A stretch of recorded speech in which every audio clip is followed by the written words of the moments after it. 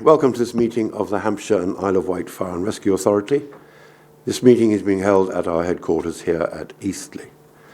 The meeting is also being recorded for broadcast on the authority's website and will be available for repeated viewings. Press and members of the public are also permitted to film and broadcast this meeting. Those remaining at the meeting are consenting to being filmed and recorded and to the possible use of those images and recording for broadcasting purposes. There is no scheduled fire alarm today. In the event of an alarm going off, I suggest you go that way and follow someone in uniform. That will be safe. As so with microphones, when you're not using your microphones, do please use them when you're talking. If you're not, do remember to turn them off.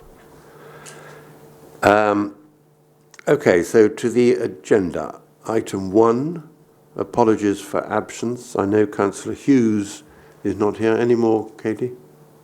Okay, thank you. Item 2, declarations of interest. Does anybody have any?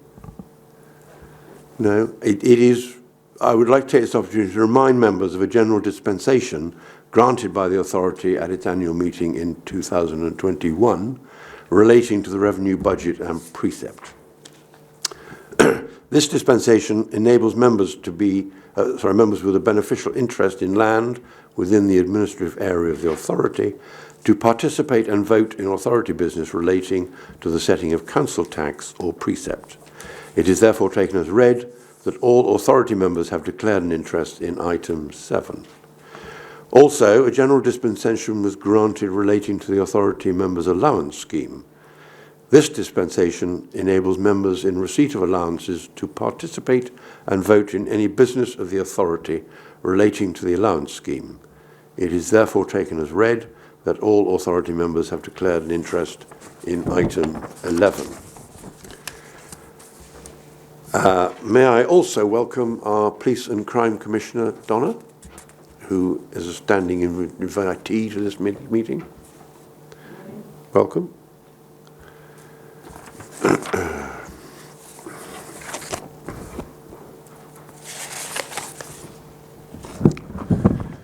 Item 3 then on the agenda, which is page 5, which is the minutes of the Hampshire and Isle of Wight Fire and Rescue Authority.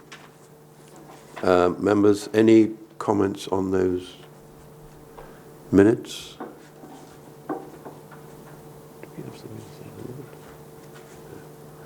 Okay, I will sign them as passed. Item 4, deputations. Any deputations? No. Item 5, Chairman announcement. The service has been working closely with our NHS and ambulance colleagues throughout the winter pressures that they were experiencing. So a few examples of what we have done. Responding to suspected cardiac arrest calls in fire engines using immediate emergency care skills, equipment and defibs. This significantly increases a patient's chance of survival by providing a faster response supported by SCAS, the South Central Ambulance Service. This service is being provided from 6 whole-time stations: Southsea, Cosham, Fareham, Eastleigh, Winchester and Basingstoke, and 31 on-call stations. Secondly, ambulance drivers. 8 firefighters are detached to SCAS until early March, providing 300 hours cover per week, and there is a plan to detach another 10 firefighters this month. In addition, the service has other firefighters maintaining their ambulances and driving by working ad hoc shifts with South Central Ambulance Service. We have a thing called falls response. This is a non-injury mechanical fall thingy. This activity uses dedicated car positively crewed during peak demand periods to respond to falls where people are not injured but are too weak to get themselves up. This reduces demand on the ambulance service and the NHS by these people not requiring hospitalisation. The first vehicle went live on Friday the 21st of January, and depending on the demand for this service, additional cars can be crewed if required. Next one, the Vaccination Program. This service has provided over 100 volunteers to support the vaccination program. These include operational and non-operational staff, as well as Hampshire and Isle of Wight Fire and Rescue Service volunteers from across the service. We have provided over 150 vaccination shifts using our volunteers since the 18th of December. Fire stations across Hampshire and the Isle of Wight have also been used in partnership with Solent NHS as pop-up vaccination clinics to support the roving programme. At this stage, Chief, any comments? Just a quick one, Chairman. Thank you for highlighting those areas. I'm incredibly proud of the entire organisation for the way they've stepped up to the challenges that our health colleagues have experienced. Not only is that fantastic in terms of the work that Stu Adamson, our Ops Director, and others have been doing, but it's also great that our partners trust us to step into this space when we're required. So I'm delighted that we're able to help out.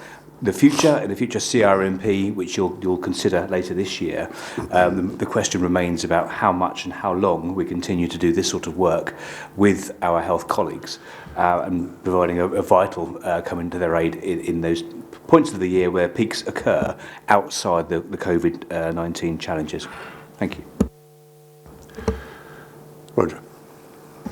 Thank you, Mr. Chairman. I fully support what we're doing, totally 101%.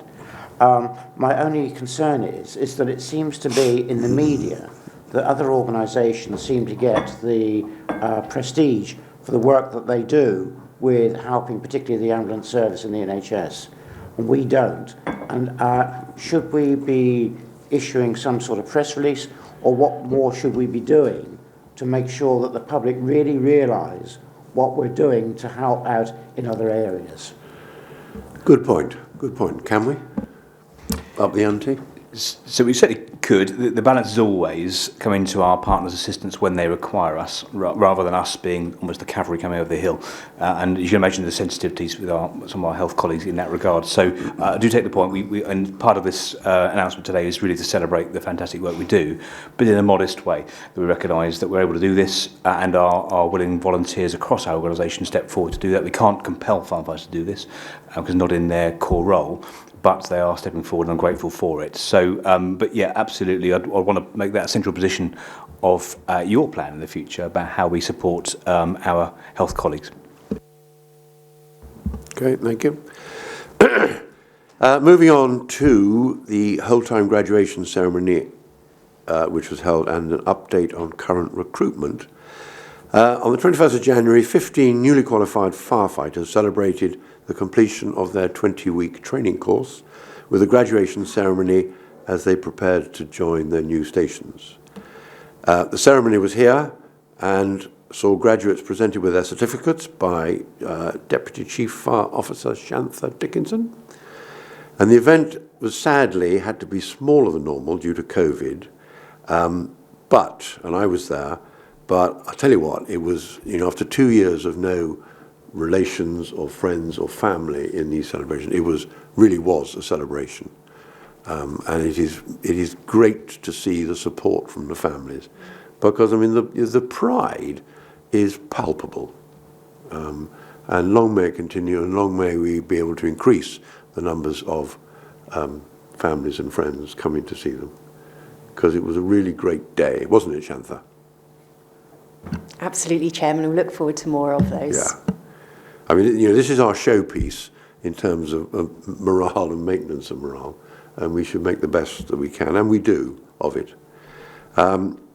It was a great day for all of them, and interestingly enough, the split of who was there is interesting. There was a record number of female recruits in this cohort, with our first 50-50 male to female representative course. They've all now been assigned to their stations where they will develop further as firefighters. We started recruiting again, and on the 20th of January, the whole-time firefighter job advert closed with 905 applicants following the 72-hour window. This includes 58 on-call to whole-time fast-track applications and 27 external firefighter transfers who have completed the full application form, which is good.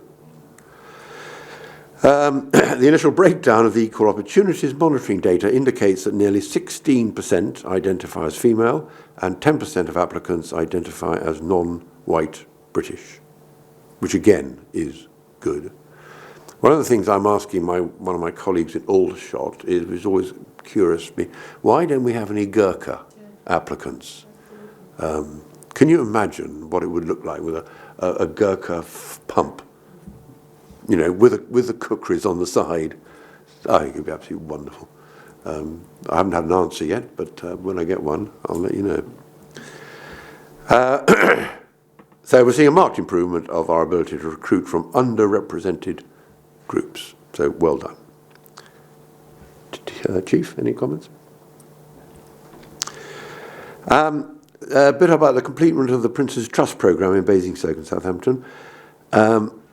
These are the latest teams to successfully complete the 12-week Prince's Trust team programme. Virtual presentations were held in December, where the young people were congratulated on their hard work, dedication, and all the achievements that have been made since joining the programme. And those of you who've been to these programmes, I mean, they really are quite emotionally tugging. You know, to see these people get to a level compared to where they started is quite phenomenal. And well done, the fire service. The course has now been completed for over 1,500 young people, many of whom have gone on to training and employment. And as testimony to this, some members of Southampton and Basingstoke teams have already found jobs or applied for further education courses or voluntary work. So, well done. Neil, anything on that? As the point was made earlier by one of the members about the unsung heroes and sometimes the lack of kind of media coverage these things get, I think is a great example of young people that are vulnerable and hard to reach when they arrive with us. And our team do a fantastic job with the support of the Prince's Trust organisation nationally to turn lives around. I'm really, really impressed with that. Thank you. Okay, thank you. So item 6 on the menu, members' developments.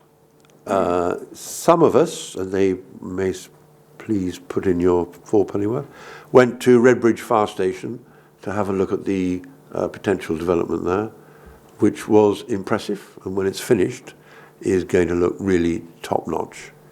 And I know anyone else who went want to say anything? Thank you, Chairman. I'd like to echo what you just said. It was a first-class presentation and a first-class tour, and what they're recommending for Redbridge is magnificent, and I can't wait to see it complete.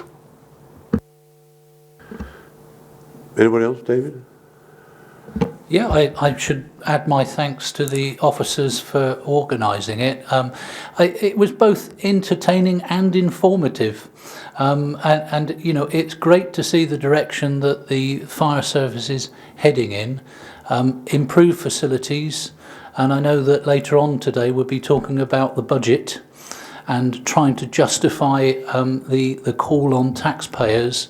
But when you think across the piece, the improvements that are being made, a lot of the buildings are now being constructed with sustainability in mind and the fight for climate change. Whether it's the Isle of Wight or other parts of Hampshire, I think people are getting very good value for their money. Donna. Thank you. Thank you very much, Chair. There's very little on the agenda that's specifically relevant to me as a bystander at your meetings, but particularly this one is. And I'm on behalf of Hampshire Constabulary and my office. I'm also very positive and very excited about the Redbridge development, because it will be the first purpose-built joint fire station and police station in Hampshire, and I think will really set the model for opportunities, as we've just heard about, on the Isle of Wight and other areas as well. So an excellent piece of work, and credit to your Director of Estates. Thank you. Well done, Matt. Okay, there are no more members' developments, and also the Vice Chairman was there as well. Weren't you? I was, but I think everyone's said everything that needs to be said. All right. Okay, so moving on, item 7, which is page 11 of your pack. Budget and preset requirements 2022-23, including the medium-term financial plan And I would ask Catherine Edgecombe to introduce this report, please. Good morning, everyone. So this is sort of by its nature quite a long report, and it has got several appendices. Some of those are quite technical in nature and fulfil statutory requirements. So I'm going to talk through the report, focusing particularly on significant changes since the position presented as part of the budget update report in December. So the first point to note is the budget monitoring position for the service as at the end of Q3 December. So currently there's an underspend of £871,000, which is mainly as a result of underspends on pay costs across all of our groups of employees. There are some pressures, particularly on the reactive maintenance of our estate and on transport costs driven by higher fuel costs. But certainly on the reactive maintenance costs, work is underway to try and contain these costs within the budget. So then to move on to council tax, I think this is the area where there's the most significant change since the position presented in the budget update report. So in the local government finance settlement, as one of the fire authorities with the lowest council tax rates in England, we've been offered the opportunity to increase council tax by £5 or 7.1% as opposed to the £1.40 or 1.99% that we were expecting. So this flexibility has been offered for 1 year only. So our current understanding is in future years it will be restricted again to 1.99%. And although we do recognise the cost of living pressures faced by the public at the moment, this really is an excellent opportunity to improve our medium-term financial position and to address some of the risks that we're facing currently. And so our strong recommendation is to increase council tax by this level, and we set out further details about why throughout the rest of the report. So then the position on business rates is actually covered in the addendum to the budget report. So because of some COVID-related uncertainty and just the tight timings involved in the production of the report, we didn't yet have the figures for business rates from the districts. So actually in the addendum we set out that the business rates position is 400,000 better than included in this report, and this is mainly to do with lower actual business rates income from the districts, but offset by higher grants that cover the COVID-related business rates reliefs that the government has provided. So that there's £400,000 in addition on business rates. The next section covers the position on government grants. So it was, again, a 1 year settlement, so we only have the position for next year. The major difference from the budget update report is a one-off services grant of £1.1 million, which has been provided to fire authorities in addition to upper and lower tier other areas of local government. And this is really welcome additional funding, but currently is a one-off grant. So then to move on to the delivery pressures, in the budget update report, we outlined delivery pressures totalling £592,000, which were approved subject to affordability. So the local government financial settlement shows that these are now affordable. We've also been able to bring forward a contribution to the ICT reserve of £218,000. So this was something that was necessary in order to ensure that we've got sufficient money for a timely refresh of our IT equipment. It just wasn't considered affordable prior to the finance settlement. So the proposal is to also bring that forward as an additional delivery pressure. So in the next section, we talk briefly about efficiency measures. So the total efficiencies to be delivered of £1.3 million remain the same. It's just that further work looking into sort of the phasing of when that cash will be delivered has changed the phasing for £800,000 to be delivered next year with a further £500,000 the subsequent year. So it's just a rephasing of the timing of those efficiency measures. And then to move on to contingencies. So you'll recall that we had, in the budget update report, had assumed sort of standard normal levels of price inflation. We had then also included an additional contingency of £300, which would have taken us up to about 4% price inflation. So the the finance settlement has given us the opportunity to include a further contingency, and this is in recognition of the extremely high levels of price inflation and general economic uncertainty, which may well lead to future risks next year that we haven't foreseen for the fire authority. So this is still a relatively small percentage level of contingency for the authority, and it is worth noting that last year our £500,000 contingency was needed in full, and in fact more was needed for an unbudgeted pay award. So I think this is still a sensible, prudent measure and improves our financial resilience. And finally, on next year's budget, there is a paper coming following this paper about an investment of £1.7 million, which is needed for the Isle of Wight estate. And so the proposal is that we use the one-off services grant and one-off council tax collection fund surplus to fund this investment next year. So the next section from paragraph 45 sort of sets out the overall position on the budget for next year, showing that in the budget update report we were looking at a deficit of 1.3 million, and actually now we're in a position of having a balanced budget for next year. And it really illustrates the importance of the additional council tax for our for our position next year and also in the medium term. So then the next section of the report from paragraph 49 onwards is a medium-term financial plan. Now it's really important to note for this medium-term financial plan that actually we know something about future cost pressures, although inflation levels at the moment and uncertainty about, for example, pay awards makes that difficult. But the funding assumptions are all prudent assumptions. We don't have a multi-year settlement at the moment. So we can look at these figures, but they are, in effect, planning assumptions rather than definite numbers. So we have assumed some increases in funding in future years. We've assumed a 1.99% council tax increase and a 1% increase in council tax base. So that's a reasonable assumption, but that could end up being too high if there's future economic fallout from the COVID pandemic or other reasons.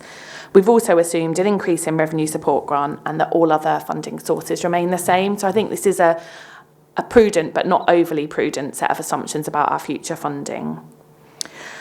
It's worth noting that as well as economic uncertainty, there's also still a pending fair funding review from central government and also talk about a potential review of the fire funding formula. So we're still in the position of a great deal of uncertainty about our medium-term financial position.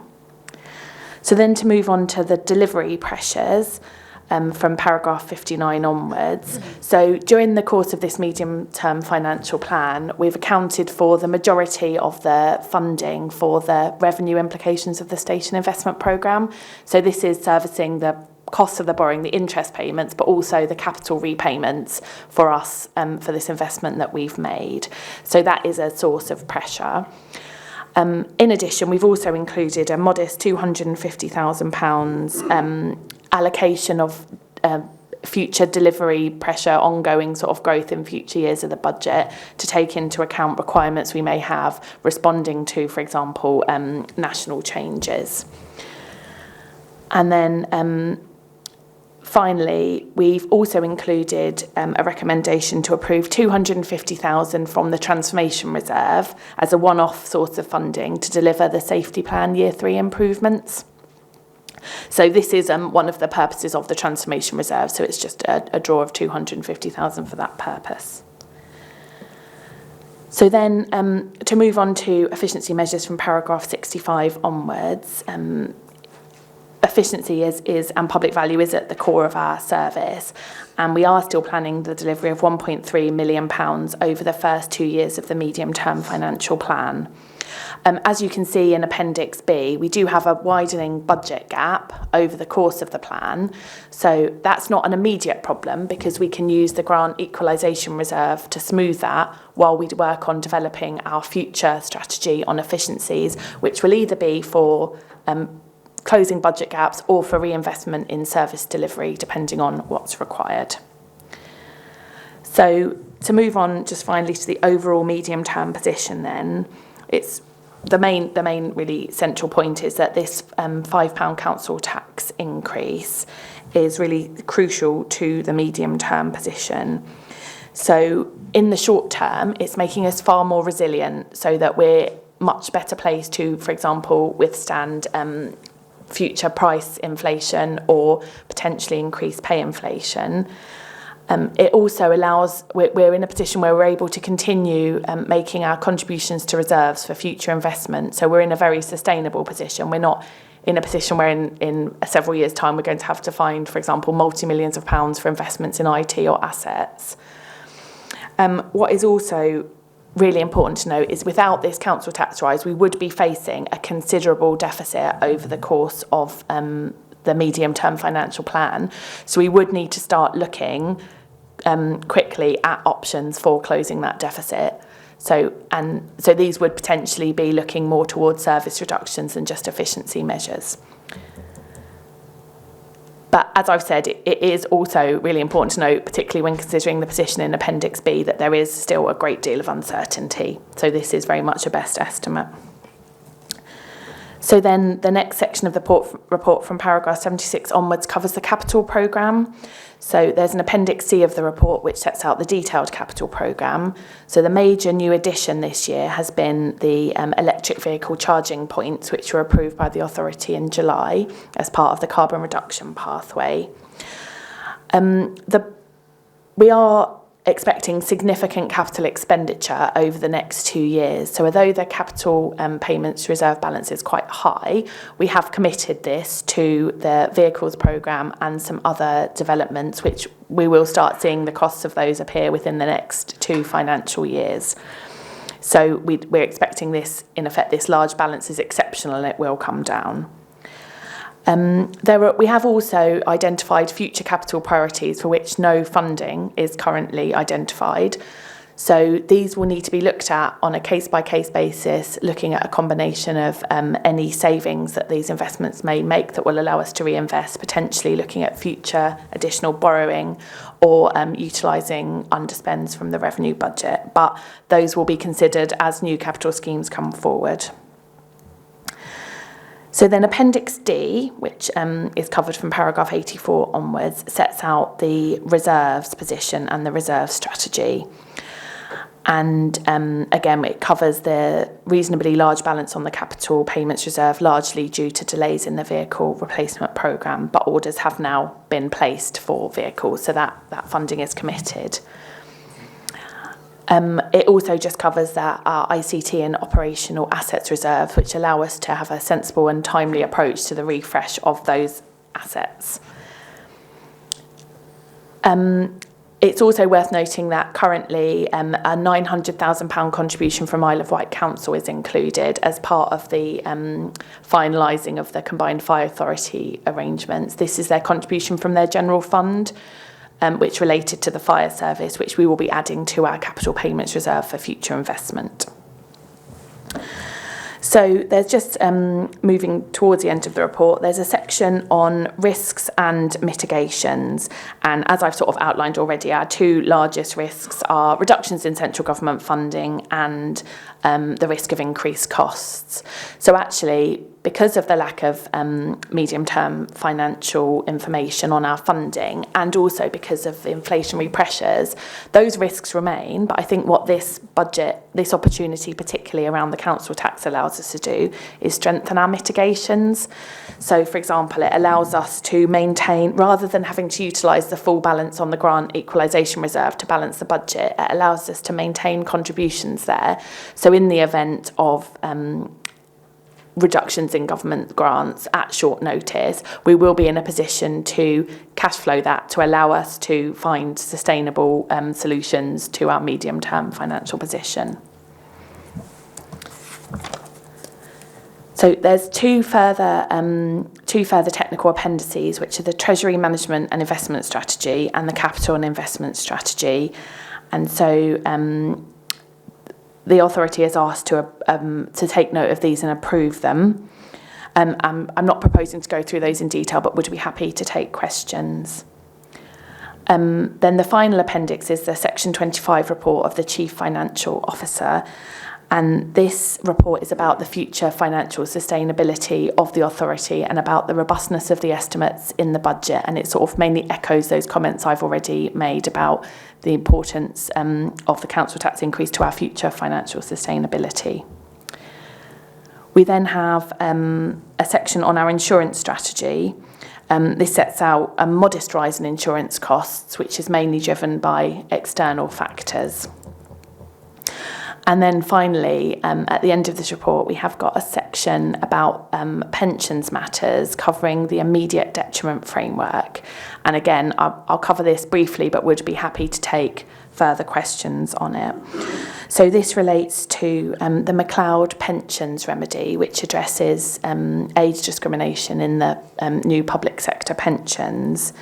And so the position was that as a fire authority, we were offering immediate detriment to people as they retired. So the ability for them to offer the access the benefits of their legacy scheme as they retired.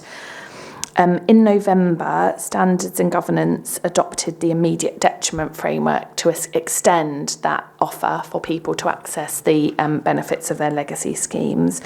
But Rob, as Chief Financial Officer, took an urgent decision to suspend that framework in December following the withdrawal of some Home Office guidance. So the Home Office position is now that immediate detriment should no longer be offered. So what this section of the report is asking is for the continued suspension, for support for the continued suspension of the framework until the May Standards and Governance Committee, to allow us to fully understand the risks to the fire authority and to current employees and pensioners of continuing to offer immediate detriment. We recognise that this is obviously having an impact on individuals, so we're also asking for a delegation for the Chief Financial Officer in consultation with the Chairman of Standards and Governance and the Authority and the Chief Fire Officer to be able to make decisions about immediate detriment in advance of the formal meeting if necessary, and also to make decisions in very exceptional circumstances where individuals are impacted. So I think that's the end of my presentation. Very happy to take questions. Thank you, Catherine. Members, any questions? Ian, please. You mentioned 900k repayment or payment to the Hampshire and Isle of Wight Fire and Rescue Service from the Isle of Wight Council. That is obviously going to be taken from our reserves, etc. But I thought it was only 600k. You're saying it's 900. The final figure hasn't actually yet. It's not been finalised yet. So there was a technical discussion around a share of collection fund balances. So the 900k took into account Fire and Rescue Service taking a share of the collection fund balances, but that has actually happened through another mechanism. So we're technically resolving that at the moment. But we think 900,000 is the correct figure. I thought 600,000 sounded much more acceptable to me and to the Isle of Wight Council. However, I won't hold on that at the moment. I know there are other people who wish to speak. I've got about 3 or 4 different points to bring to the fore.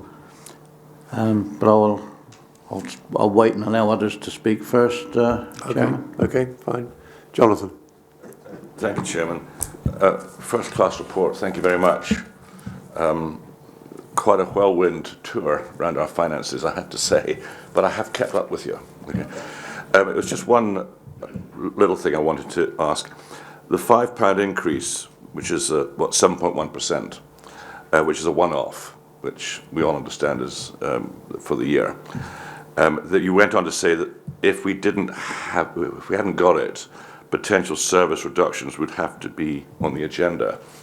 Now, knowing that it's a one-off payment, are we in the background looking at the potential service reductions that might have to be considered in later years? Sorry, I think that's my fault. I haven't explained that very clearly. So the opportunity to raise, it would be a permanent increase of £5 or 7.1%, but we currently don't have the opportunity to do that again. So, for example, the police settlement, there's a 3-year opportunity to raise by £10, and they know that the limit is £10 in future years. For us, as one of the 8 lowest fire authorities, as one of the fire authorities with the lowest council tax rates in England, we have this opportunity this year to increase by £5. That would be a permanent increase and permanently increase our funding available. But if we were to not make that decision this year, then next year the referendum limit returns to 1.99%. So that's sort of the one-off. It's a one-off opportunity to increase rather than one-off funding. That's much clearer, thank you. Roger. Thank you. I mean, the first question, I've got a number of questions and comments, is that the first one is that has the Unison pay increase for what was last year been agreed yet? I've not seen anything about that. And so that's the first question. So no, it hasn't yet been agreed, but the funding for that pay increase is within this year's budget. So in effect, we would either accrue for, or so we'd make sure that funding was available next year. Yeah. So that leads me on to sort of have great concerns about the figures which are in here for pay increases, because if that hasn't been agreed, then we'll be looking at next year again with, well, this year now, on pay increases as well. So it's just a cumulative upon cumulative. And I just have concerns, and again with the firefighters, I'm sure we'll be looking for a larger increase than what the government would want them to have. So I think it worries me on pay increase. And that leads me into the whole context that we have a very ambitious capital programme. And within that is that on new build. We all know that building materials are going up and up quite substantially. And we know from what the Bank of England is saying that they're looking at possibly another 2 increases in interest rate in the near future. Whether it happens or not, we don't know. It's all in estimates. So therefore, we have a double whammy in that situation. And it just worries me, bearing in mind that we have already a projected deficit. Do we have too much of an ambition, which at the end we're going to have difficulties in actually funding? I know there is the confidence written into the report, but I still have a concern, and I want to be really assured that we're not causing problems for ourselves further down the line. I mean, I support the £5 as an increase. I think we as an authority have always been pressurising the Fire Service Management Committee through the LGA to actually get a £5 across the board for everybody, because we think that's the right way ahead.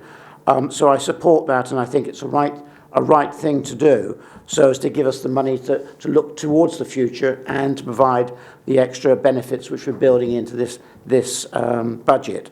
So, and I hang my hat on almost your final word, almost, uncertainty. And that's the part that I want a little bit more of assurance that we are not putting at risk basic services. Yes.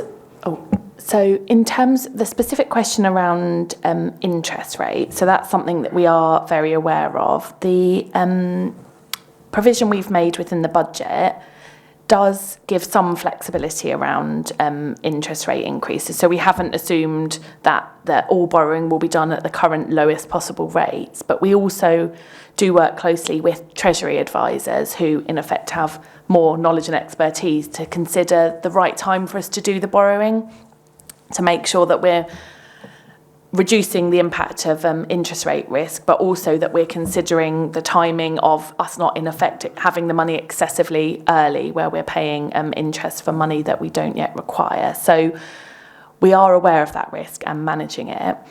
I think what the opportunity for the council tax increase gives us is the additional contingency, which will provide us with the resources if we need to put additional funding into areas that are impacted by inflation.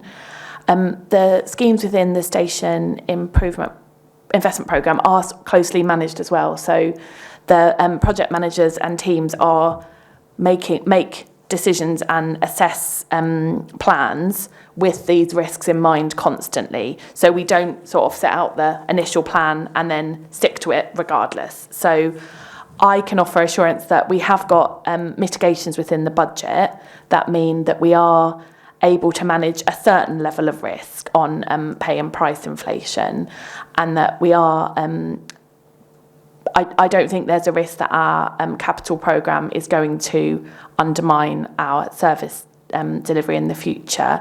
But so I think, and particularly I suppose, the risks that we're aware of, the risks they're being mitigated, and there is sort of flexibility for example, with that contingency for us to look at in consultation with the authority, potentially the diverting of some resources to the capital programme if necessary. But currently, the work on the capital programme doesn't suggest that that's necessary.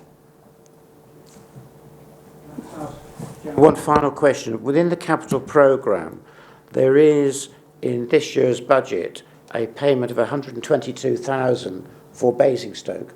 Well, Basingstoke was built 3 years ago, so why has suddenly that come? I mean, I have some ideas what it might be, but I'd just like to know.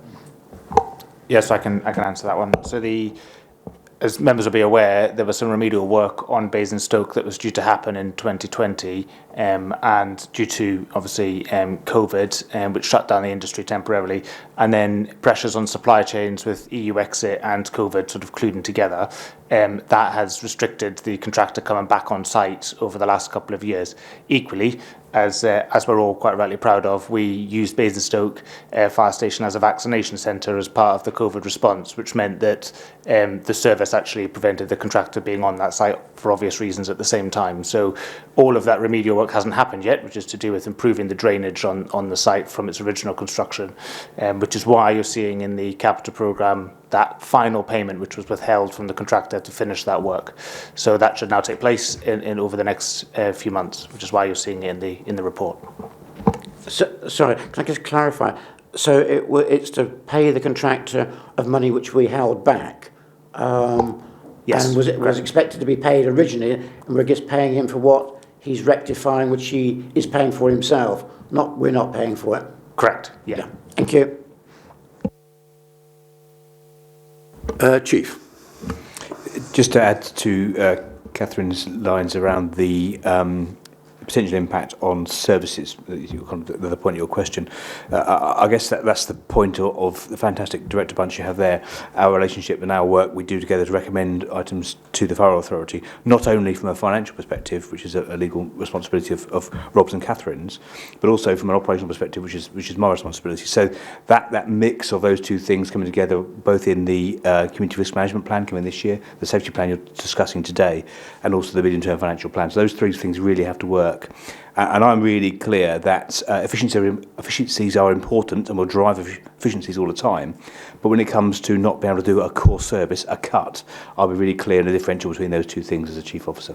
So just to reassure you, at this stage, we have got plenty of vision forward like we've always had. Always been really prudent, which has allowed us time to make the changes we need to make in order to make sure we don't cut and suddenly have a cliff edge of a financial situation which causes cuts to our service. So I can assure you of that position as well. Okay, thank you, Chief. Ian, part 2 of your soliloquy. Part 2 and 3, Chair. I'm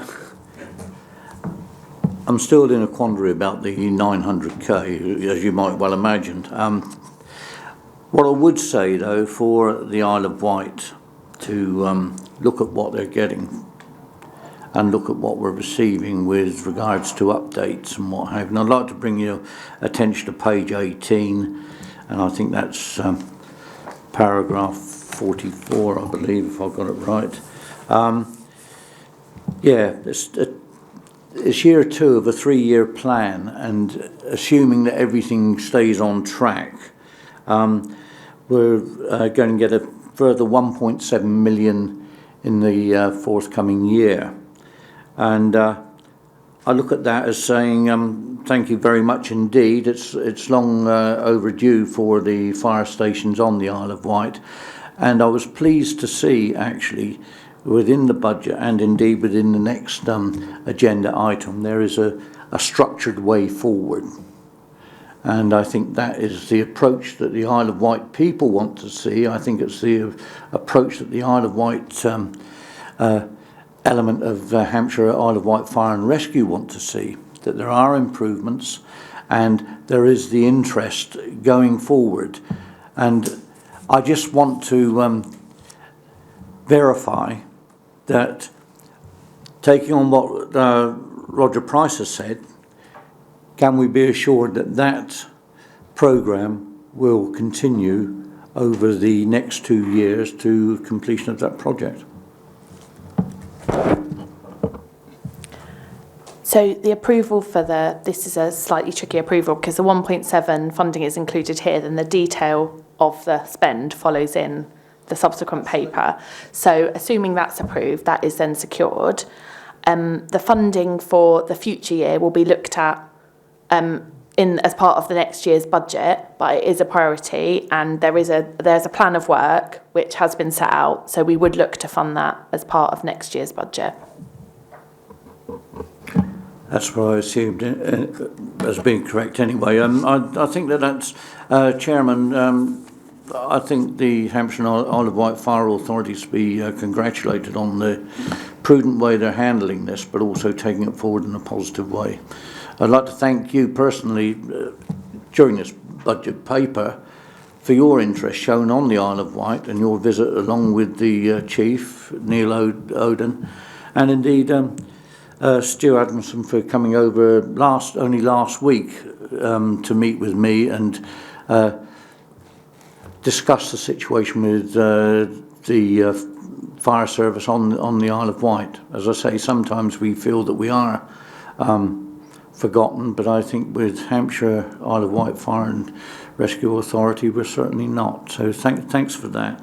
I'd also like to, if I may, just look at one other item on the budget paper, which is page 24, and it's paragraph 80, I think. No, I think it's page. I've got a bit of a mixture here with my papers, but page 24, paragraph 80, budget update report in December 21. Explain the range of upcoming capital priorities. The Isle of Wight Estates Year 2 work was identified as the most pressing priority, and the funding for this has been covered elsewhere in the report. And I want to make sure that,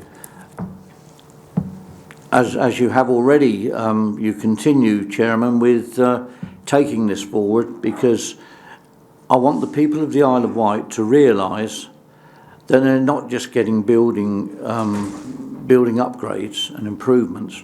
We're also getting a more resilient service for the island, and one which the island deserves. And I know full well that moves afoot with regards to certain stations on the Isle of Wight, one being Bembridge, which is a very important village station and service. And so I look forward to continuing the work, but I want to make sure that the island people realise that £5 precept buys in, and along with whether it is 600 or 900,000 pounds from the Isle of Wight Council, that this year alone sees a vast investment into the Isle of Wight.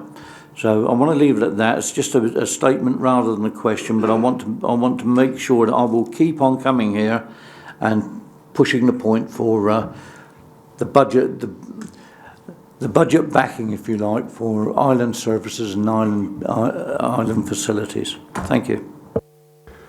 Thank you, Ian, for your kind words. I have no doubt we are in this together. That is for sure. David. Thank you, Chairman. A couple of quick questions. Firstly, thank you for the report, Catherine. It follows on the back of Councillor Price's comments around inflation, really. One is around the non-pay contingency that's built in. So we've got the 300,000 in a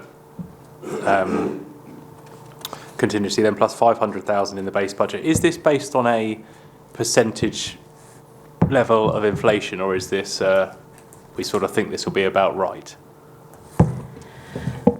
So our standard assumption over recent years has been for 2% pay inflation. And then as part of setting the budget, we do some more detailed work to look at, for example, contracts where prices are linked to different rates. And so we allocate that. So that actually has come in as about 2%. The 300,000 takes us to about 4%. So that is kind of all earmarked for price inflation. The additional 500,000, I suppose, is more of a general contingency to be used for price inflation or other risks. So I wouldn't want to necessarily assume that was all price inflation related. It could potentially be pay inflation or other things that come up, given that there is still a relatively high level of uncertainty. So it's a 4% plus a general £500,000 contingency, which given the size of the overall budget is still a relatively modest amount of contingency, I think. But yeah, so based on your numbers, if you included that 500,000 as purely inflation, you would probably get to about 7 point something, which is what Bank of England assumes it's going to peak out at, so that works. Okay. On the back of those comments again around the uncertainty going forward, I was just wondering whether we could have a bit more detail on the rephasing of the efficiencies, just because of course every single month that's brought forward, those efficiencies are met, gives us greater capacity to deal with increased prices without affecting the budget. So I wonder if I could have some detail on the 600,000 efficiencies that have been pushed back to the following financial year. What impact that's going to have, why that decision was taken, and is there any way we could bring that forward to give ourselves more flexibility going forward? So I think the work to be done to deliver the efficiencies will be started during next financial year. It's more to do with the timing of when the cash will be available. And I think part of it is to do with some of the additional work we've talked about that the service is currently undertaking, supporting partners with the other pressures that are currently on the service, and our ability to then start that work and take the cash out, because although I'm anticipating that actually the work will be delivered this year, it's just the timing of when the cash is available will happen into next year. So in order for us to deliver a full year effect of the savings, it all needs to be in place for April. So it's more to do with the time that we need to take to do the work, not any uncertainties about the total efficiencies. So it's possible that the savings may be delivered sooner, or other underspends may be delivered that will free up additional funding. But this seems like a more prudent approach to ensuring that the savings are delivered successfully. That's fine. I mean, I only asked because I sort of wonder what the position would be if we hadn't had the ability to raise council tax by £5 a year, if we hadn't that almost the windfall of that, what other decisions we would be making, is sort of where I'm sort of going with that. But I take your point. My other question I had was around the capital programme and the vehicle replacement programme particularly. What certainty have we got that that's going to take place as planned?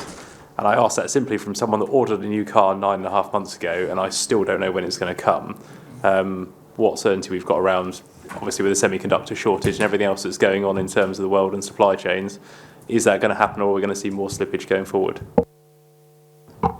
Yep, so I can answer that one. So we have a relatively high degree of certainty in that I guess it's different to buying your own car in terms of how we both buy and place the order quite far in advance. So one of the reasons of the slippage has been changing the procurement strategy because of the supply chain, but also grouping more vehicles together to give certainty to supply chain. So we've pre-ordered an awful lot of the vehicle parts and components very early in the programme to what we would traditionally have done. So I think we have certainty that in this year, so in 2022, we will see the first of our vehicles turning up. But equally, it is a 3-year procurement contract. So there are vehicles every month for 3 years appearing. So there is an element of opportunity in that for some slippage. So I can't say there will be no slippage over 3 years, but equally there's elements in that to move things around as we need to meet operational needs. So I think we have certainty that we're starting in a good place, and the supply chain is programmed accordingly for where it currently is. So we're anticipating it taking 10 months instead of 4 months for the first parts of vehicles to turn up. So that's in the programme, which is in the figures you're seeing. So there is an element of that has been reprogrammed in your figures already, if that helps.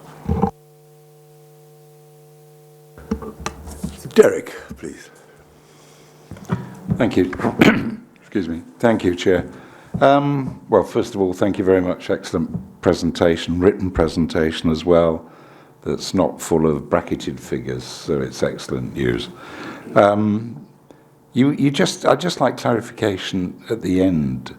You mentioned something about no need to go to standards and governance or the authority for approval to realign expenditure as such. Did I understand that correctly? So was that in the context of the immediate detriment framework? Yes. So it's not necessarily to do with expenditure, and it isn't about not going. It's potentially about our ability to make some decisions in advance of the meeting. So the Standards and Governance Committee decision was based on the total sort of financial commitment for the authority being well within officer delegation levels. The reason the framework was suspended was the risks identified have now, it's very difficult for us to quantify the financial risk to the authority of continuing with the immediate detriment framework at the moment. So in effect, that meant that Standards and Governance decision was taken without the full picture. So what we are really waiting for is from further national clarification about the risks. So we wouldn't be looking to take decisions that would commit the authority to significant financial risk without coming back. It's more that if decisions happen that allow us to move things forward without that financial risk, we would like to be able to offer it as soon as possible for the people who are affected. The only exception being for someone who was in very exceptional circumstances where we needed to make a decision which may commit the authority to a relatively smaller financial risk. But it isn't about sort of circumventing those financial rules. It's just to do with timing if we are able. If we're not able, then we would bring back a paper outlining all the risks and costs to standards and governance, and then if necessary, that would come to the full authority, depending on the level of financial risk. Thank you. David Harrison, please. Thank you, Chairman. Can I add to what others have said about the clarity of the presentation, but also the way the questions have been answered? You make what is a very complex issue almost understandable. And I hope that Councillor Fuller's Ferrari arrives very shortly. Chairman, I've got a question about prudential borrowing, because I think when you set a budget, what you're trying to do is understand risk and try to mitigate as best you can, because we've got to keep the show on the road. We've got to provide a great service for the residents of Hampshire and the Isle of Wight, and make sure that whatever we need to do by way of response, whether it's in the vaccination centres, whether it's on the motorways when crashes have occurred, or whether it's responding to a fire, we've got to be there for them. And it's our job as board members to make sure that the resources are in place to make sure that all of that happens. I picked up on prudential borrowing because it's my understanding that one of the risk factors is not necessarily knowing what interest rates may be in the future. And so is it part of your thinking and your recommendation that it's better now to have some certainty about the resources that we've got in place, rather than to risk the alternative, which is prudential borrowing to fund some of our capital programme? It's more about trying to get as much certainty as we can going forward now. So the majority of the borrowing we do is over a very long term at fixed rates. So we've got assumptions within our figures for the prudential borrowing, the revenue implications, which assume a certain level of interest rate and a certain length of borrowing. And there is some flexibility within those figures at the moment.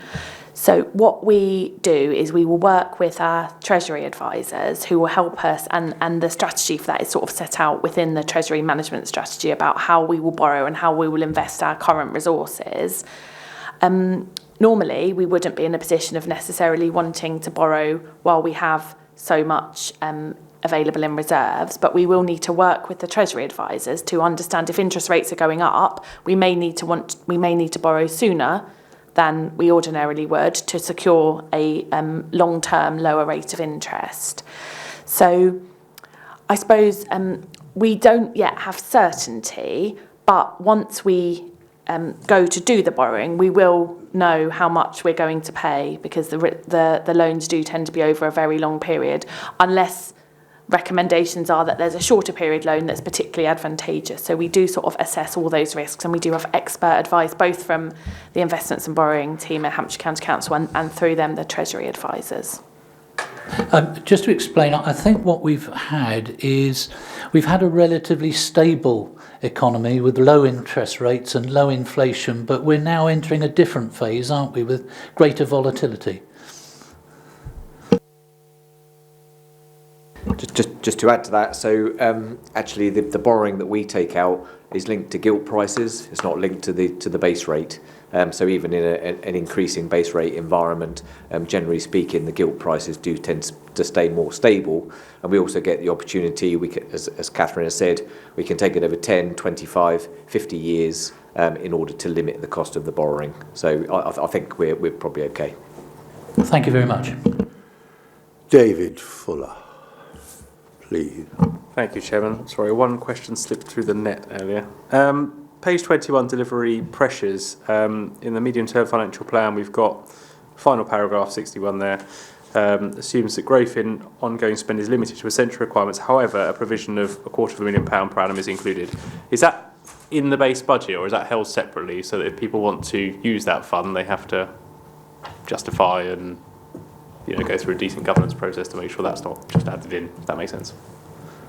So it's an earmark within the budget, but that would go through our process of the directors working on proposals, bringing them to exec group, and then it would be subject to confirmation by the fire authority. So it's just an earmark to say we think there is likely to be some essential requirement, but it isn't an approval for that money to just be spent. And lastly, possibly Roger. A comment has been made about pensions, and I think it would be remiss of me not to say is that under the immediate detriment framework, it was a great pity and wrong that the government pulled the plug on it. It should have never happened. It was an agreement between the LGA and the trade unions to actually see a way through on that. And then both Ian and I serve on the Saab meeting, and there was a letter in yesterday from another fire authority to the chairman having great concerns about what was happening. And if I can just quote one paragraph from the letter which the chairman sent back, is that you will already have seen my letter to the HM Treasury the 17th of December 21, which as of today's date, that was yesterday's date, has not received any acknowledgement or reply despite a number of reminders. And I think this is the concern, that it was the Treasury who pulled the plug on it, and nobody can get any answers out of the Treasury. And what the effect is not, I would say, not so much on us as an authority. The concern must be with those firefighters which are affected by it.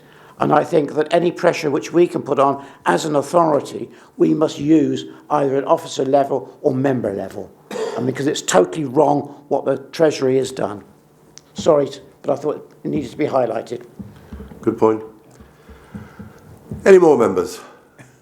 No, thank you.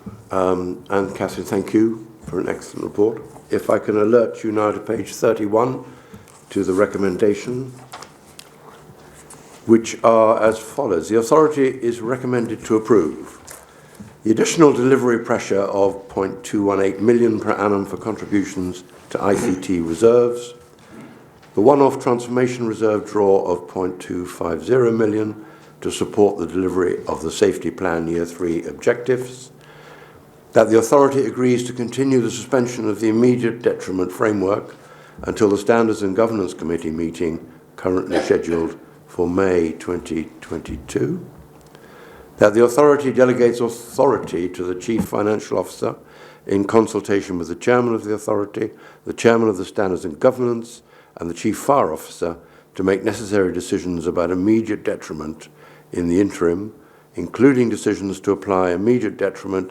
in very exceptional circumstances where significant hardship could be caused by not applying it. The revenue budget set out in Appendix A, the medium-term financial plan set out in Appendix B, the capital programme and funding as set out in Appendix C, the reserve strategy as set out in Appendix D, and the Treasury Management Strategy as set out in Appendix E, including the annual investment strategy for 22-23 and the remainder of 21-22. Members, oh, is there another page? Members, there's another, oh Christ. Right. Delegated authority to the Chief Finance Officer to manage the Fire and Rescue Authority's investments and borrowing according to the Treasury Management Strategy statements as appropriate. The Capital and Investment Strategy as set out in Appendix F for 22-23 and the remainder of 21-22. The Section 25 report as set out in Appendix G, which should be taken into account by the authority in agreeing the budget and council tax. The council tax requirement for the authority for the year beginning the 1st of April 22 of 53,396,489,000. That the authority council tax be increased by £5 or 7.10% for the year beginning the 1st of April 22, and for the properties in each band to be increased by 7.10% as set out in para 18 of this report.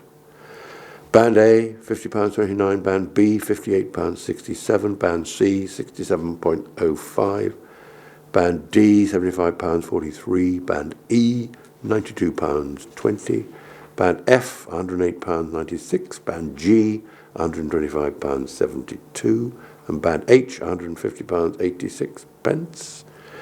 And that the precepts set out in para 24 of this report, totalling 53,396,489,000, are issued in the billing authorities in Hampshire, requiring the payment in such instalments and on such dates set by them and previously notified to the authority in proportion to the tax base of each billing authority's area as determined by them.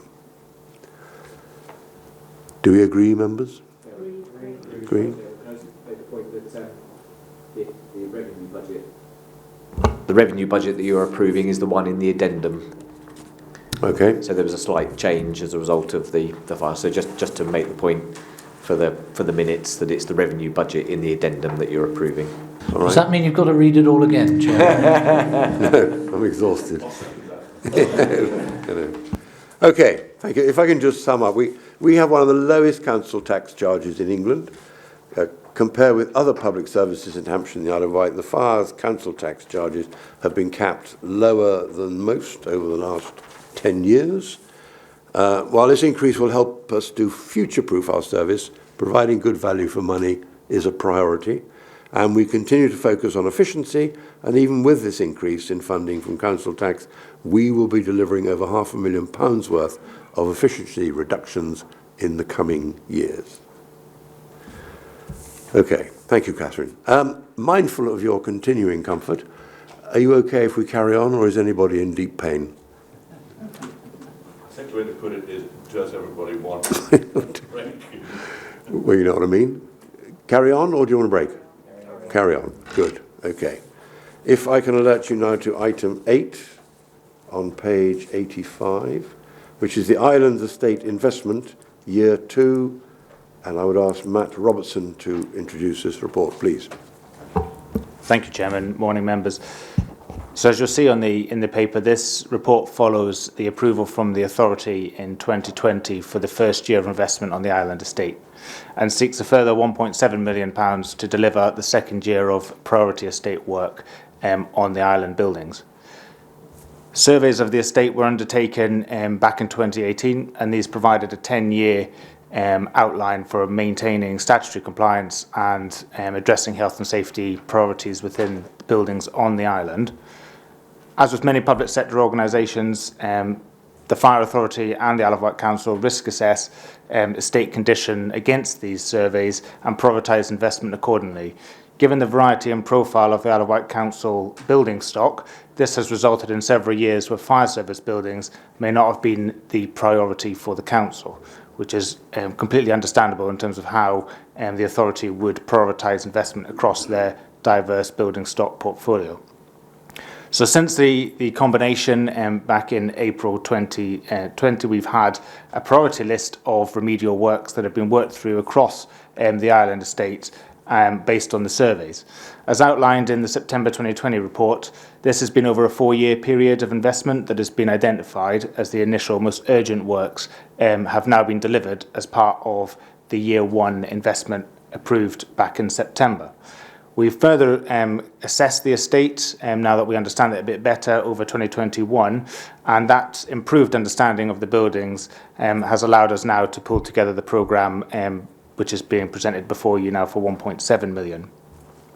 There is a potential third year of investment of around 1.4, which would be worked up during 2022 as we do the second year worth of works, and should that still be needed in its full extent, we will bring a further paper, as we discussed on the last item, as part of the budget setting in a similar way as this, to keep that 3-year programme delivery.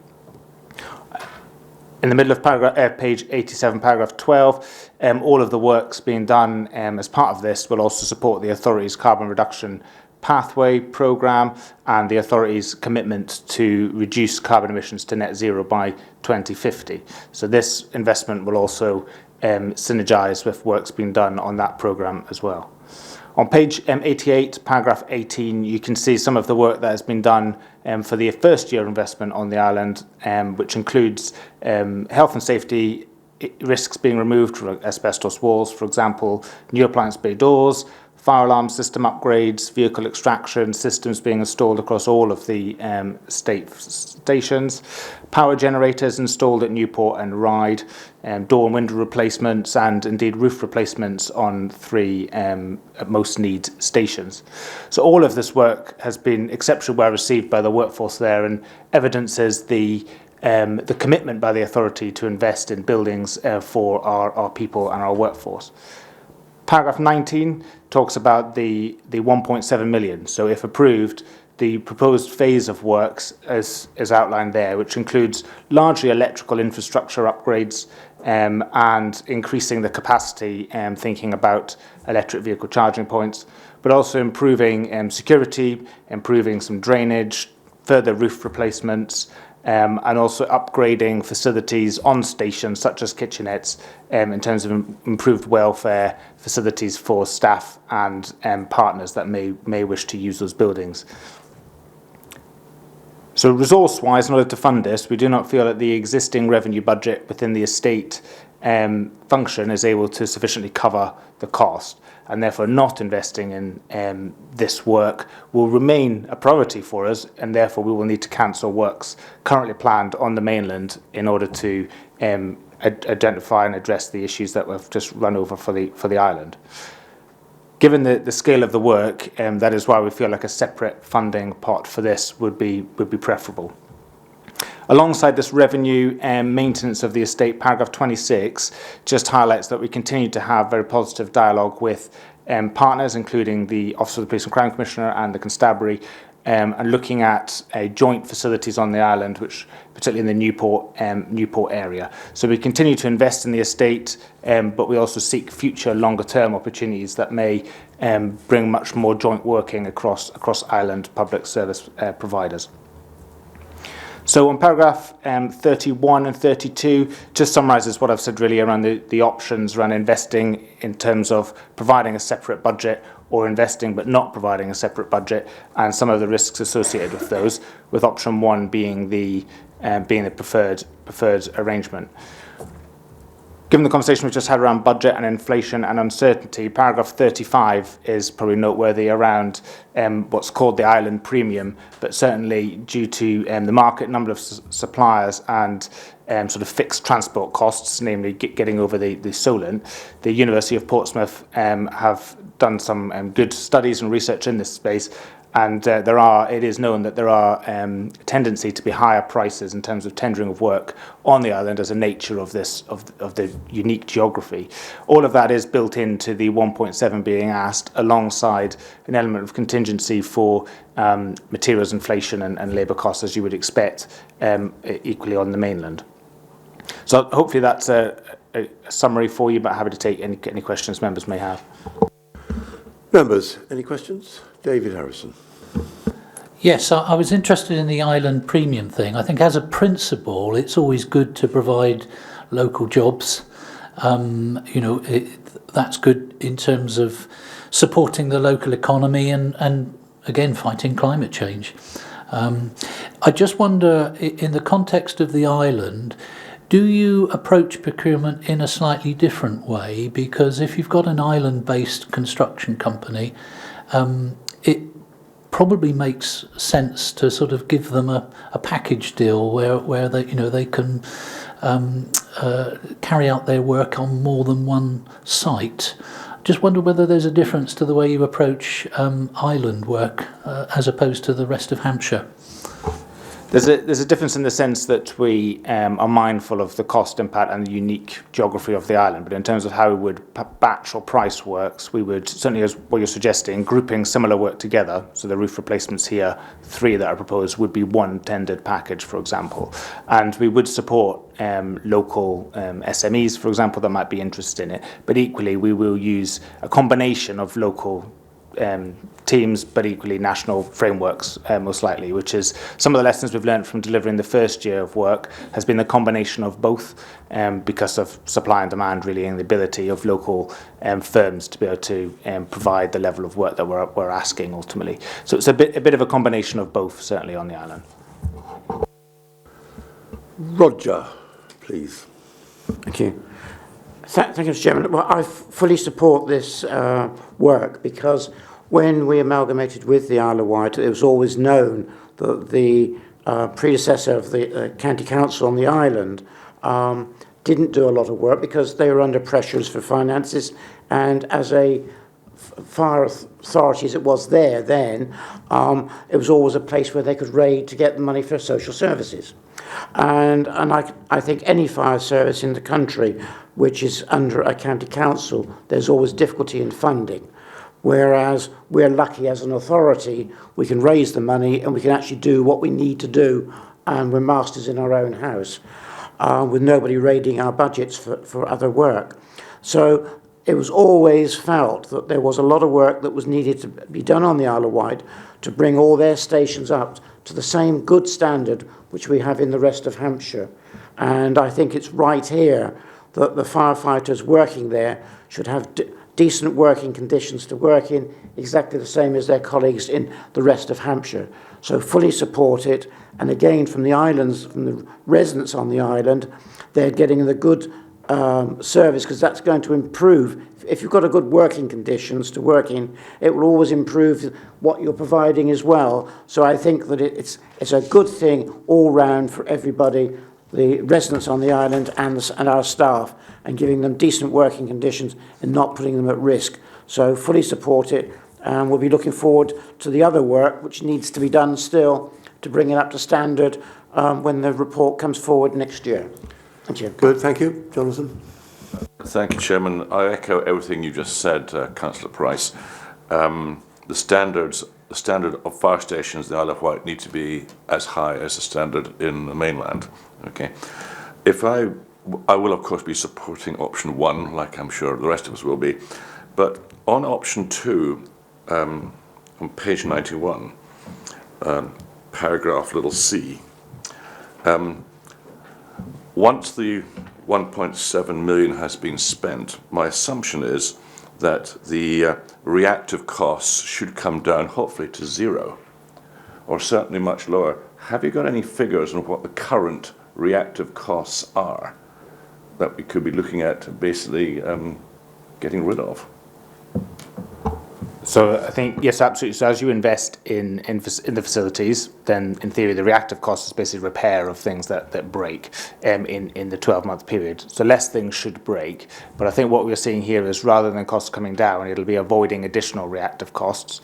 So there's not an anticipation that there would be any money that could come out of a reactive maintenance budget. It would just be avoiding that budget needing to be increased to facilitate not investing in a proactive way, if that makes sense. Ian, please. I would come in on this because obviously I'm sat here today in a parochial position, I'm sorry to say. I'm going to go with option one, of course I am. But when the Isle of Wight Combined Authority was seeded or amalgamated with Hampshire and Isle of Wight Fire and Rescue Service, part of the deal was that Hampshire and Isle of Wight Fire and Rescue would take on the buildings. It's far better to have buildings brought up to standard and indeed increase the profitability on those buildings if ever they were moved on or not. And I'm not saying they're going to be, but we need to make sure that our estate as Hampshire and Isle of Wight Fire and Rescue is in the best condition we can possibly get them in for the costings. What I would have liked to seen within the paper would have been actually, because we're looking at reduced emissions and insulation and things like that eventually within here, would have been part of the business plan to say this is what we're trading off, you know, our energy bills against projections on future energy bills and things like that. And I just think that some of that is not quite within the paper. I feel sure that possibly next year when it comes to bear,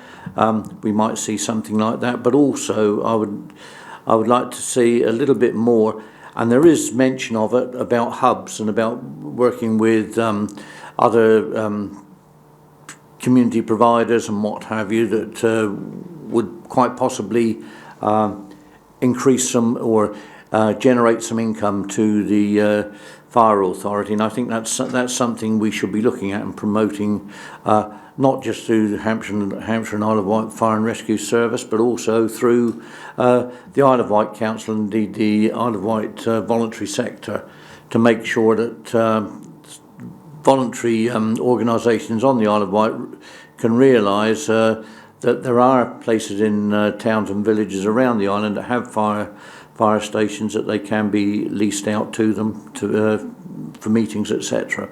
I think that's a source of income that can be brought together. And by the way, that also introduces the local community into the fire and rescue fraternity, and I think that that's something that we really need to take stock of, because I believe that a lot of the public service on the Isle of Wight is dealt with here, and the residents and the general public are over here, and really we need an amalgamation of the two. Thank you very much, Chair, but I'll leave it at that, but totally support the paper. Okay, thank you, Ian. Members, any more comments?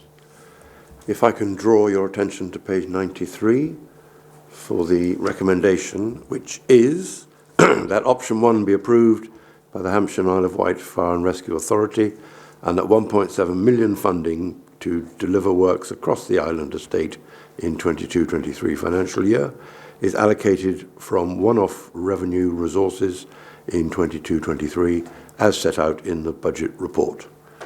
Agreed? Agreed. Thank you. Item 9, which is page 95 in your pack, which is health, safety and wellbeing statement of intent, and I would invite Shantha Dickinson to deliver this report, please. Thank you, Chairman. Good morning, everybody.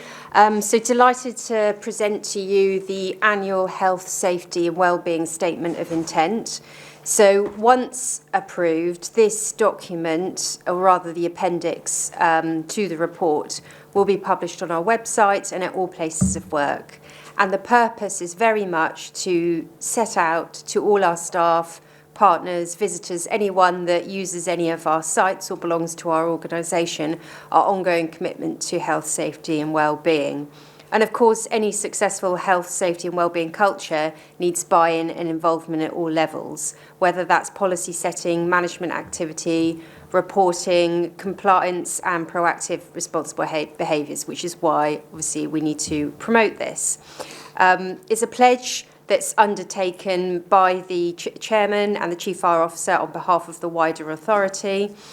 And also within the report, I wanted to draw your attention to the need of us to have greater stakeholder involvement and engagement, and specifically from paragraphs 10 onwards, the section around consultation, the efforts that we have had to have really good conversations with all of our representative bodies with respect to health and safety matters. And just as a reminder to you all, in terms of the governance structures we have within the organisation, within the service, clearly we've got a set of policy, procedure and guidance. We have a health and safety committee and a health and safety strategy group that myself and I chair and the other directors attend. So we have ongoing regular reporting and monitoring, so as part of our performance and assurance regime as well. So I think that's everything that I wanted to say on this particular report. I'm very happy to take any questions, should there be any. Members? Roger. Thank you. I fully agree with the principles of the report and what it is aiming to do. And my only concern is that the notice which is going to be published, which is on page 99, is that if you look at the second paragraph at the start of it, it is all about operational firefighters. Now, whereas this is going to be covering all staff, and I think that there needs to be a little bit more about the other staff as well. I accept that, as pointed out to me, is that there is a paragraph or a sentence at the end of the document, but I think that before it is actually finalised, could I just ask yourself as chairman and the chief fire officer just re-look at it to see if there needs to be a slight change so as that there is an emphasis. It's quite clear it applies to all staff because it will be up in this building as well as in a fire station. So that's my only concern. Totally agree with the principles, totally agree with everything else in it, but I just want to make sure that everybody realises it's covering everybody. Members, happy to take that away. I'd emphasise the first paragraph is intention very clearly, I think, for all employees. It says those words and then goes on to emphasise the highest risk instance or highest risk by encounter by our staff. So happy to I'm not sure what else I would say about it, if I'm honest, but happy to take the point away though in that basis. Thank you, Chairman. It's not a question, it's more of a comment. I'm just going to say I was delighted to see that the chief had brought a welfare dog into the building. I think research shows that having that sort of dog around does decrease stress enormously for employees. So well done.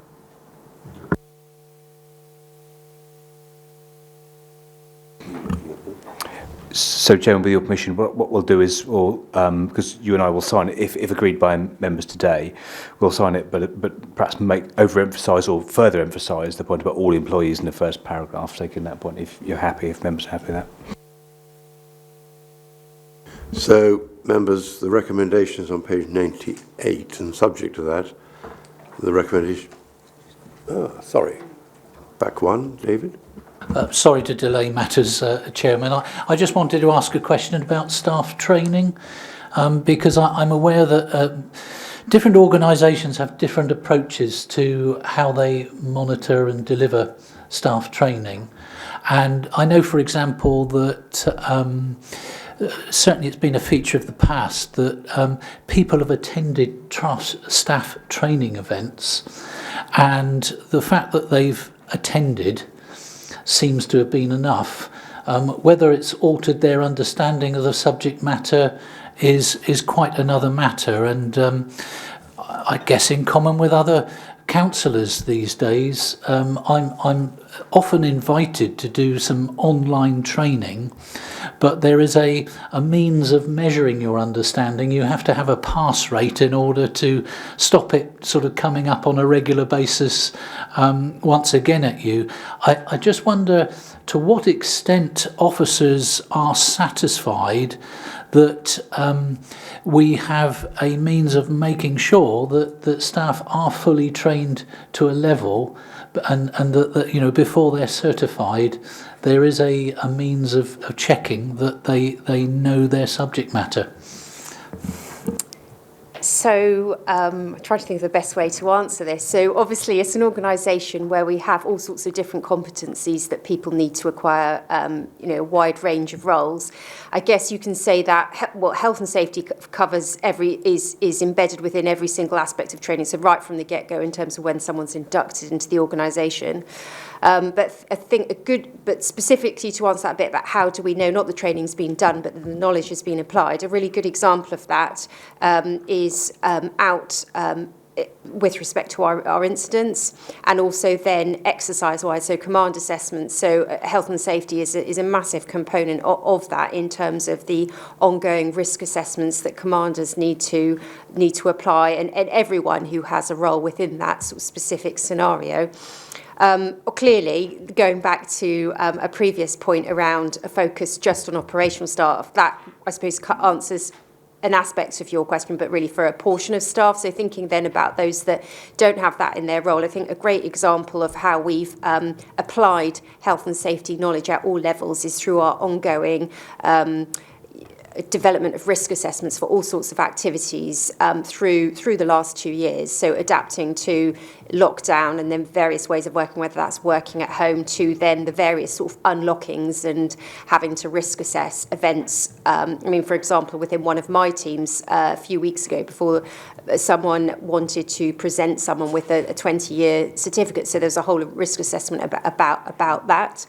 So it's ongoing, really, and well embedded within the work that we do. But if I wanted to be assured on paper in terms of qualifications, etc., we only need to go to our competency recording and other systems, to like Moodle, for example, to see that. I am assured. Thank you. Okay, Chief. If I may, Chairman, and adding to a deputy's position, how we work things in terms of the executive, Shantha as the deputy chief is responsible for health and safety, albeit ultimately legally I am, and then you are as a fire authority. So I think it's a very sensible question, actually. One of the things, though, I would stress is that our training right through the organisation, from our level as executive members, right through to our staff on the ground, there is very clear training expectations from the NEBOSH and IOSH, various different accrediting qualifications, which are external bodies that can assure us that those qualifications are appropriate. But that's easy to do in one sense and go, okay, everyone's qualified, but actually do they know what they're doing? Is organisation functioning? And the report that Shantha brings to regularly around leading and lagging indicators, in other words, how active are our people at spotting things which could have caused an accident? That's where we want to be. So they're the leading indicators, and where we try to be is those indicators beating the lagging indicators, which are the actual accidents. So a great example of how we can tell our sort of framework of competencies and qualifications and behaviours, as Shantha's outlined, is working, are those indicators which we bring to you on a regular basis. So really this statement is the kind of overarching intent, but like you, I'm sure you've seen in many workplaces a lovely poster, but what does it actually mean in context of the organisation and the culture? And certainly you can walk around a site anywhere, probably in the country, and see people outside doing work without glasses on or without hearing protection. Our sites, I'd like to think our health and safety is drilled into us from the very, as Shantha said, the get-go, and a culture of safety first is where we sort of start our work, but appreciating that some people join our organisation from other organisations that aren't perhaps so safety conscious. Our induction, our qualifications, and this framework really makes sure we cement that and monitor it as time goes on. So, as I said, page 98, the recommendation, which I think is subject to, Chief, you and I tweaking it, adding a word, but I don't think so. I don't think so. That the HSW Statement of Intent is approved by Hampshire and Isle of Wight Fire and Rescue Authority for display from the 1st of April 2022. Agreed? Thank you. Item 11.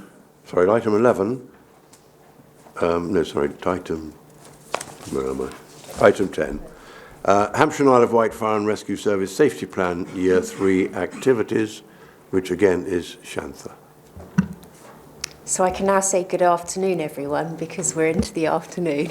I'm delighted to present the safety plan for Year 3, the third year of the Fire Authority's safety plan. And what this report does is outlines the proposed activities for the third year. So by way of reminder, every English Fire and Rescue Service under the National Framework for Fire and Rescue Services is required to conduct a IRMP, an Integrated Risk Management Plan, which is now known as CRMP, Community Risk Management Plan. And effectively, what that is a big piece of analysis to understand all of the risks, the issues, the challenges and the opportunities facing the communities that we serve in Hampshire and the Isle of Wight. And what the Fire and Rescue Service will then do as their offer to mitigate them, either alone or alongside partners, and for us as Hampshire and the Isle of Wight Fire and Rescue Service, in order to make life safer. So your safety plan, which started its life in February was signed off in February 2020. A IRMP was conducted ahead of that. But what we as the service committed to do through the life of the 5-year plan was on an annual basis to revise where it is, to ensure that the detailed improvement activities under each of the 5 priorities remain relevant and appropriate. And this is also worth highlighting that the safety plan, the overarching strategy which directs the service's activities, not only sets out priorities, but also then provides the guidance for each of the plans that myself and the other directors will create, and ultimately links to every team and every individual in terms of their own personal development plans. So for the third year, we have a focus, or continued focus, on each of the 5 areas. And the other point that I wanted to highlight was that in Year 3, it's the midway point. So it's really an opportunity to take stock and to rebalance.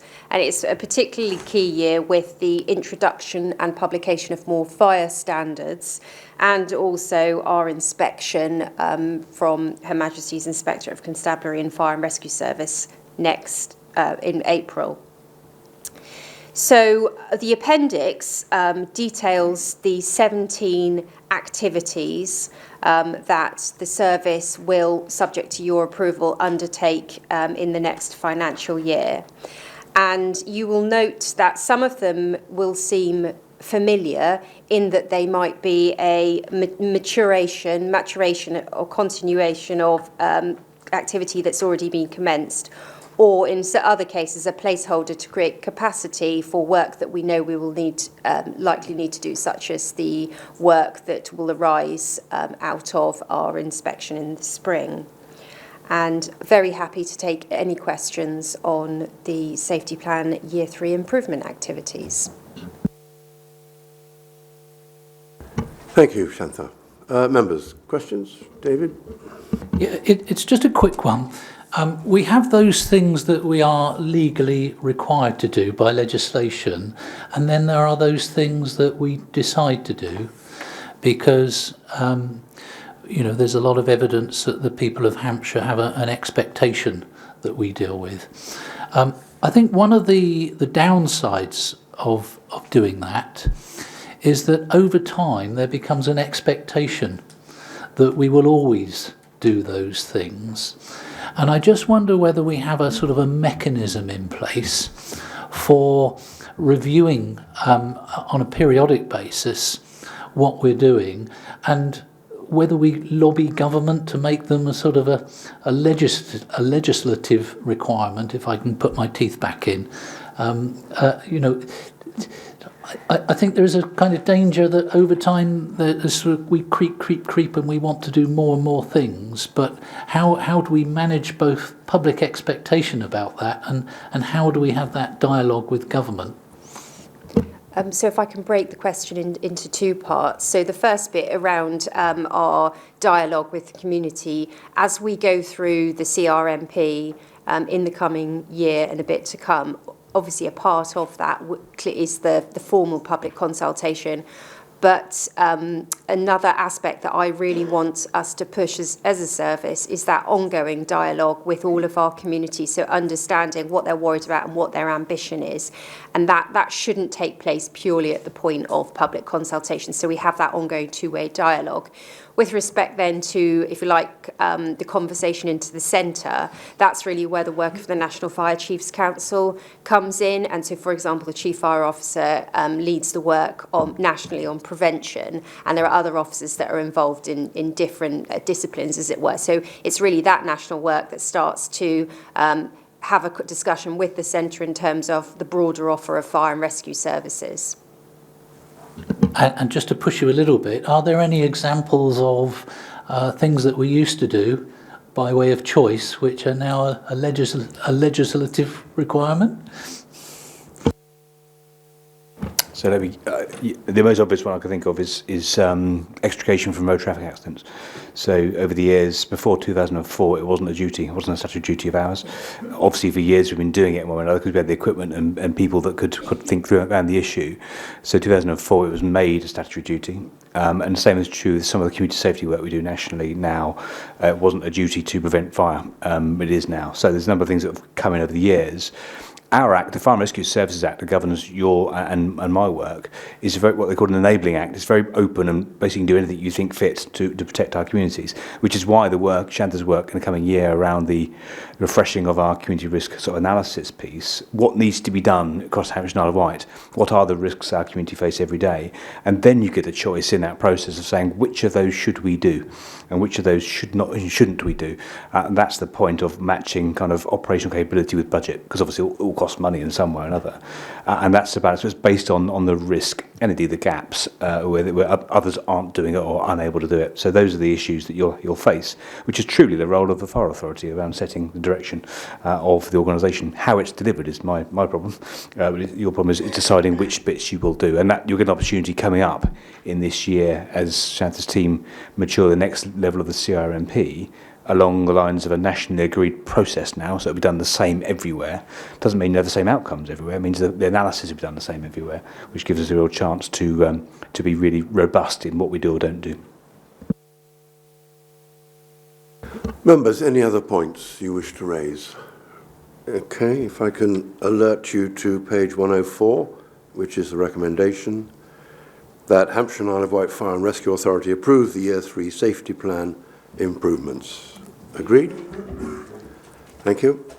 Item 11 on page 109. Good. Nice try. Is members' allowances. Paul, if you'd like to talk us through this one. Thank you, Chairman, and good afternoon, members. This is a fairly short and hopefully self-explanatory report about which proposes a new member allowance scheme from April 2022. By way of background, members will recall around this time last year, the authority in shadow form set a one-year member allowance scheme for this year and agreed also to establish a member working group to review the allowance scheme and consider whether during this first year of operation of the newly combined authority, the roles and responsibilities of members had substantially changed in any way. The member allowances working group met in December, reviewed the existing scheme and the role of authority members in the new combined authority and concluded that members' roles hadn't been significantly impacted and that there was no compelling reason to adjust the basic or special responsibility allowances. The member working group did consider applying an appropriate factor by which the scheme can be, or rather the rates in the scheme can be increased each year, in line with the pay award, the local government pay award given to the majority of staff. And so the outcome of all of that is a recommendation that a new scheme is adopted for the next 4 years, which is based on the existing scheme with that inflationary increase applied through the local government pay award. So that's what's in the recommendations. The proposed new scheme is set out in the appendix, and the report also notes that we do have our independent persons who receive an annual allowance of £100, and that's something that's separate to the members' allowance scheme, but it forms part of the report for information and noting. So I think that's all I need to say, and happy to take any questions. Members, any questions? Okay. If I can draw you to page 112, the recommendations are that the authority note the outcomes of the review of the members' allowance scheme carried out by the working group and agree to implement a new members' allowance scheme for the years 22-23, 25-26 as attached at Appendix 1. Also, that the monitoring officer be given delegated authority to incorporate a new scheme at Appendix 1 into the Hampshire and Isle of Wight Fire and Rescue Authority Constitution. That any local government pay awards made in this period be applied as an index for the adjustment of members' allowances. In doing so, retaining the ratio between basic allowance and SRA as set out above. For clarity, the applicable pay award shall be that received by the majority of staff and exclude any additional pay awards given to officers of low pay grades. That any further expenses in relation to being a member of the Fire Authority, e.g. travel or subsistence, continue to be reclaimed from respective appointing members, local authorities, in accordance with their members' allowance schemes. And lastly, that the authority note that the appointed independent person receive an annual allowance of £100, which is awarded on a separate legislation and therefore not formally part of the members' allowance scheme. Do we agree? Thank you. Right. At this stage, nobody move or do anything, because the next item is 13, which is an excluded item. So rather than having to clear the room and start again, members, this excluded item we have all agreed previously. So I would just ask you, do you agree to item 13? Agreed? Great. And as far as the meeting then is concerned, this meeting is now closed at 12:18.